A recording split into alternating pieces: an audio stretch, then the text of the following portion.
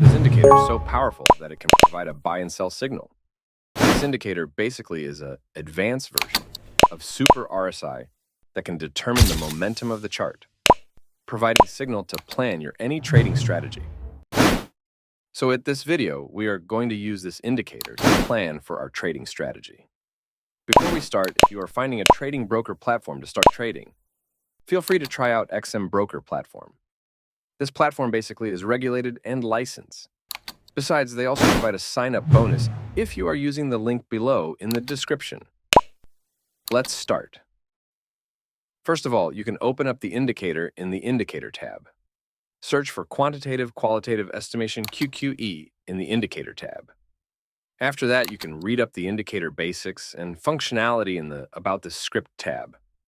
Basically, at here, you can understand the basics and definition of the indicator. This will tell you how to use this indicator to determine the momentum trend of the chart. Next, you can go to Setting tab and change for the setting.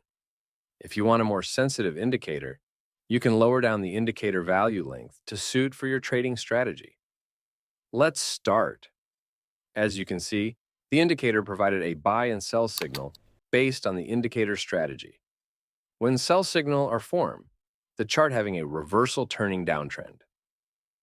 While when there is a confirmation buy signal, the chart changed to uptrend momentum.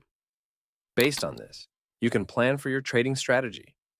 For example, you can use risk-reward projection to plan for the trading strategy. Make sure that the risk-reward projection is more than one so that you can have a more reward-biased trading plan. You can backtest the strategy more often to ensure your winning possibility, as not all trade can make 100% winning rate. Try to optimize your trading plan to ensure a more win less or lose plan. So basically, this is how you can plan your trading based on this indicator. Thanks.